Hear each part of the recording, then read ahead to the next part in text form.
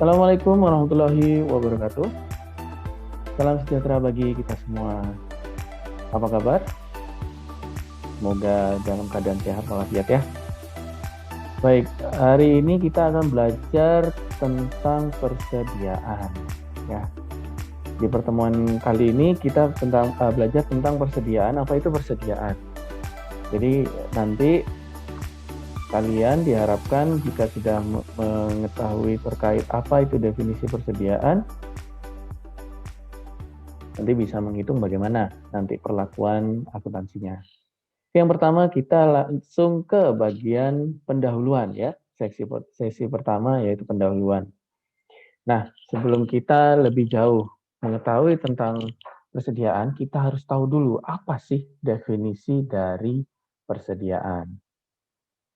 Nah, saya rasa kalian sudah mungkin sudah bisa mendapatkan gambaran sedikit ya jika sudah melihat dari gambar yang sudah saya sediakan di depan ini.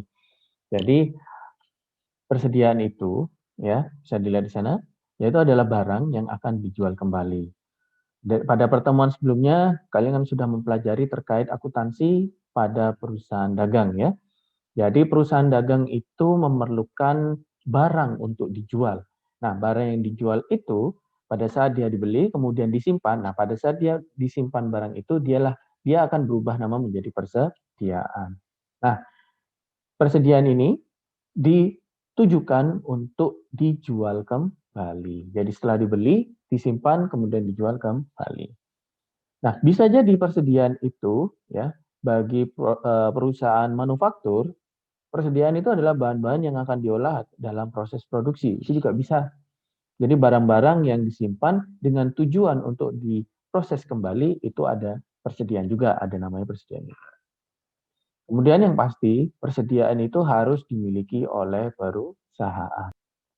Apakah boleh untuk persediaan yang lain? Ya bisa jadi ada.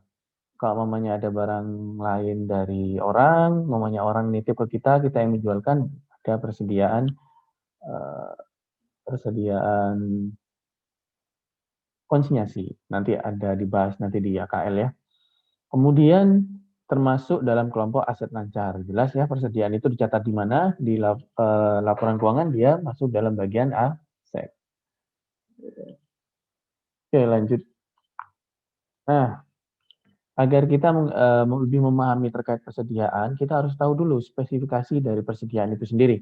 Nah, kita lihat dari perusahaan jasa dulu. Operasi perusahaan tidak berpusat pada menjual barang sehingga tidak memiliki persediaan. Maksudnya apa? Maksudnya perusahaan jasa itu tidak memiliki persediaan barang untuk dijual karena yang dia tawarkan atau yang dia lakukan sebagai operasi perusahaan, dia menawarkan skill atau kemampuan ya, jasanya untuk bisa membantu orang lain atau konsumennya seperti itu.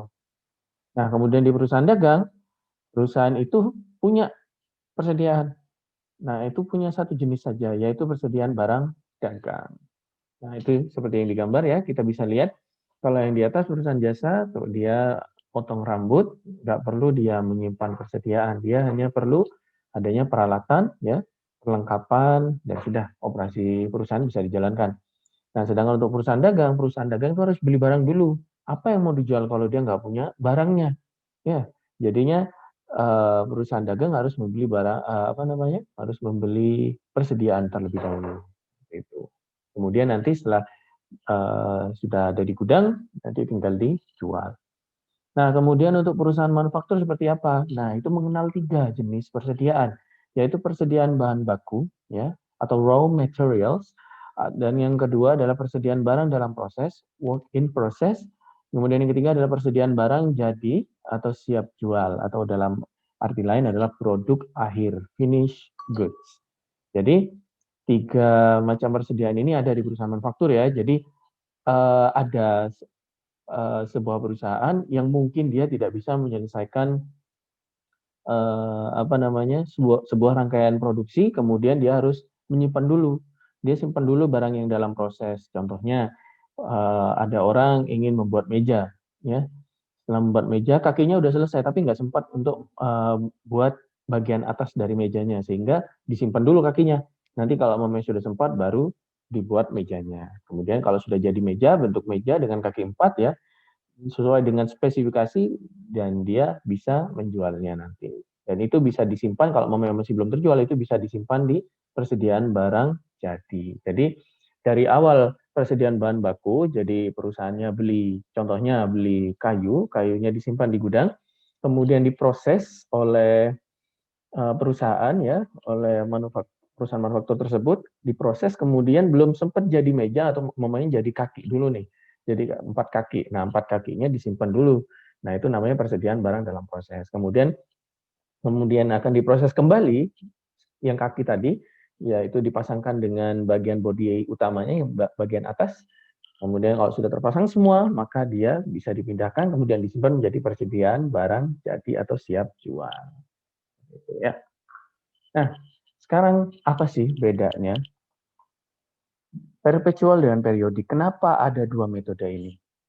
Nah, dua metode ini memang ada untuk mempermudah karena memang proses bisnis itu kompleks ya, ada yang sederhana, ada yang kompleks. Nah, untuk bisa lebih apa namanya, menggambarkan keadaan sebenarnya dari sebuah perusahaan. Nah, ada dua metode ini.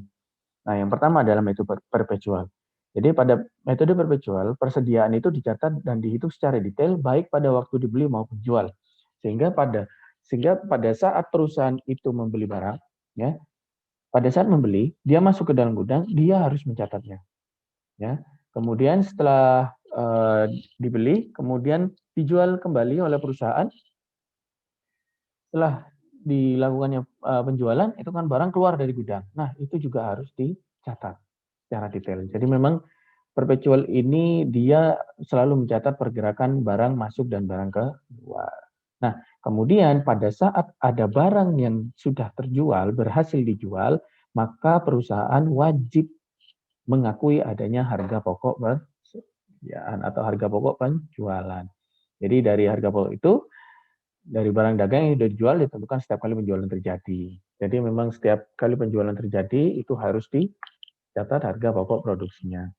Nah, kapan kira-kira kita bisa menggunakan metode perpetual? Nah, pada umumnya, perpetual itu cocok untuk perusahaan yang memiliki frekuensi transaksi yang tidak terlalu tinggi, tetapi nilainya signifikan ya, nilainya besar secara signifikan.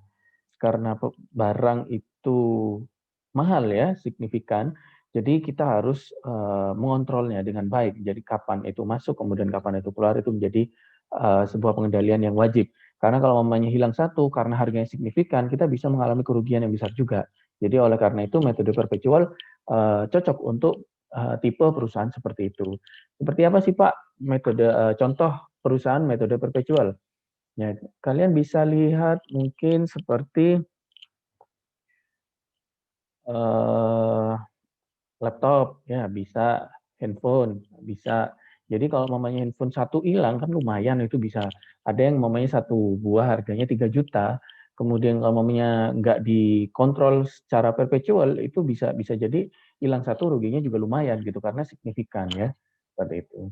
Nah, kalau metode periodik itu kayak gimana Pak? Nah, metode periodik itu dicatat dan dihitung hanya pada awal dan akhir periode akuntansi saja. Nah, pada umumnya biasanya itu bulanan.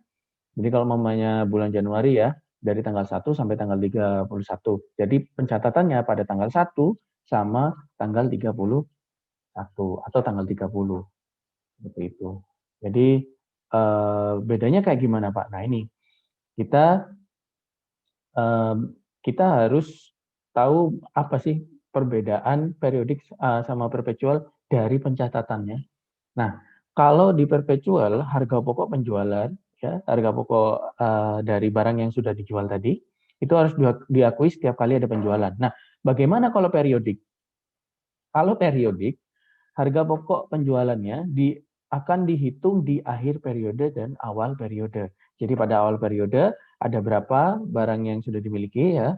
Kemudian nanti setelah berjalan satu periode, walaupun penjualannya ada di tengah, walaupun ada di tanggal 10, 11, 12, 15 sampai 29. Nah, itu pada saat ada barang terjual, itu HPP tidak diakui terlebih dahulu. di situ hanya terjadi ada proses penjualan saja, tapi tidak ada pengakuan harga pokok produksi atau harga pokok penjualan. Nah, itu bagaimana kemudian ininya, apa namanya, perhitungannya. Nah, itu dilakukan pada tanggal 31 itu tadi, di akhir periode. Nah, jadi di awal itu ada berapa, di akhir ada berapa, nah kemudian setelah diketahui selisihnya, maka kita bisa mengakui harga pokok produksinya, seperti itu. Nah, kapan kita bisa menggunakan metode periodik? Nah, pada umumnya paling banyak dipakai oleh perusahaan yang frekuensi transaksinya tinggi, namun nilainya tidak terlalu signifikan. Jadi seperti apa sih contoh perusahaan yang menggunakan metode periodik? Ya, bisa kalian lihat seperti perusahaan stationery ya, dia menjual buku, ballpoint, pensil. Jadi barang-barang itu secara satuan itu tidak mahal ya, tidak signifikan. Kalau hilang itu ya mungkin 1.000-2.000 ya. Pengendaliannya itu nggak terlalu ketat karena memang dari sisi barangnya juga nggak terlalu mahal. Seperti itu ya. Nah, kemudian untuk semua biaya yang terkait dengan perolehan, ya. Jadi bagaimana sih Pak kita bisa tahu seberapa besar harga pokok penjualan yang akan kita akui? Nah, itu adalah semua biaya yang terkait dengan perolehan persediaan sampai persediaan tersebut siap dijual atau digunakan. Jadi semua biaya ya, semua biaya yang tercantum pada barang itu. Contohnya, kalau kalian itu beli ballpoint ya, beli ballpoint harganya 4.000, kemudian beli online ya. Beli online dulu deh, biar gampang. 4.000, kemudian ada namanya ongkir ya, kalau mau main online ada ongkir, ya walaupun bebas ongkir ada, tapi kita anggap aja kalian kena ongkir nih. Ongkirnya 5.000, jadi pulpennya 4.000, ongkirnya 5.000. Nah, kalian membayarnya total menjadi 9.000. Nah, pada saat sudah sampai ke kalian pulpennya, kemudian kalian ingin menjual pulpen tersebut, pasti secara logika kalian ingin menjual di atas harga 9.000 ya kan? Karena kalian sudah membayar 4.000 untuk ballpoint-nya dan 5.000 untuk ongkirnya. Nah, 9.000 ini bisa dikatakan harga pokok penjualan. Jadi pengorbanan yang dikeluarkan untuk mendapatkan barang tersebut ya. Jadi semua biaya yang terkait dengan perolehan persediaan sampai di tangan kalian kemudian dijual, itu adalah HPP. Seperti itu. Seperti contohnya memperhitungkan ongkos angkut pembelian, potongan pembelian, dan retur pembelian. Jadi kalau mamanya ada diskon, ya dikurangi juga agar kita bisa mendapatkan perhitungan HPP yang sesungguhnya. Begitu. Oke, kemudian, nah dalam menilai persediaan itu ada 4 cara. Ya. Yang pertama adalah identifikasi khusus, yang kedua adalah masuk pertama keluar pertama atau FIFO, kemudian yang ketiga masuk terakhir keluar pertama LIFO, kemudian rata-rata. Nah, dari 4 ini ada fungsinya masing-masing ya berdasarkan bentuk perusahaannya. Ya, itu tadi pendahuluan ya, bagian pertama dari pembelajaran kita terkait materi persediaan. Ya, semoga dari pendahuluan ini kalian sudah mendapatkan gambaran walaupun masih sedikit ya, itu bisa membantu kalian nanti memahami ke bagian kedua nanti. Jadi video bagian pertama ini udah selesai, nanti kita lanjutkan ke video bagian kedua nanti di video selanjutnya ya. Saya akhiri untuk bagian pertama ini. Wassalamualaikum warahmatullahi wabarakatuh.